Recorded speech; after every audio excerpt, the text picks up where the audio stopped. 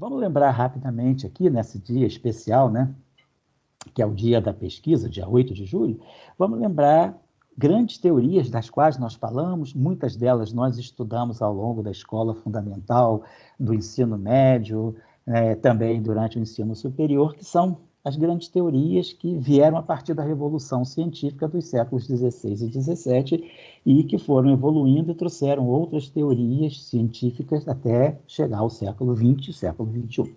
Então, nós começamos lá no século XVI, com o modelo heliocêntrico de Copérnico, depois, no século XVI, no século XVII, com a teoria newtoniana da gravitação, quando Newton instaura, em 1687, os seus Principia e fala da gravitação universal. Século XVIII, a teoria da combustão de Lavoisier. Século XIX, a teoria de Darwin sobre que é chamada teoria das espécies e da evolução por seleção natural.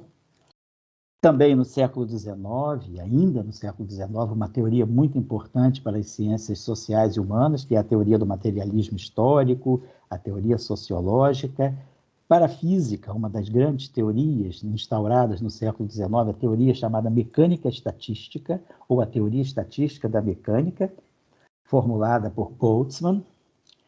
Também no século XIX, a teoria eletromagnética de Maxwell, sobre a qual nós, até hoje, vivemos e desenvolvemos tecnologia, a partir da qual nós desenvolvemos tecnologias até hoje, até o século XXI.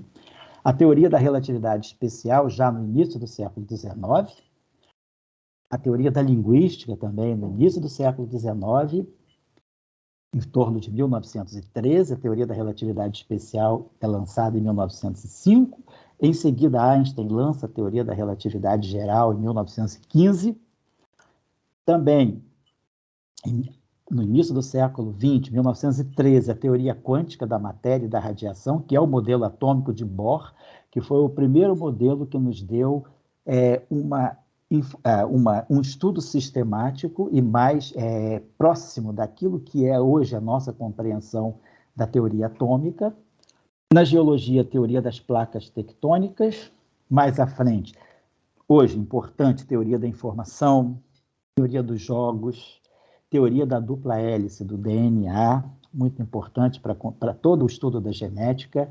A teoria unificada eletrofraca de Salam, Glashow e Weinberg, que nos mostra que diferentes campos de força, como nós percebemos hoje na natureza, têm uma origem comum. Vêm todos de um campo único que é chamado campo unificado eletrofraco. Foi uma grande teoria também desenvolvida no século XX, entre início da década de 60. Ela vem pegando elementos ao longo do século XX, mas ela se constitui de uma forma mais sólida, mais cristalizada entre os anos de 64 e 68. Em 1974, instaura-se o modelo padrão da física de interações fundamentais, mostrando que as forças fundamentais da natureza, a força eletromagnética, a força nuclear forte e a força nuclear fraca, elas podem ser compreendidas a partir de uma origem comum nesse modelo que se chama o modelo padrão da física de interações fundamentais.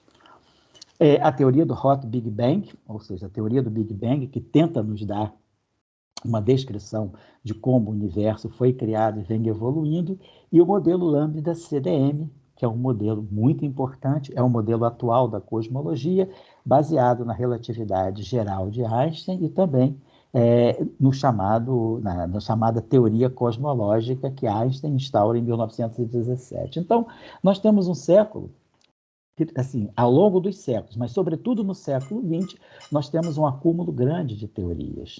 Então, é um século em que houve teorias em várias frentes, desde as ciências humanas, a grande revolução nas artes também. Nós já falamos aqui lá no início que 1922 foi a Semana de Arte Moderna aqui no Brasil.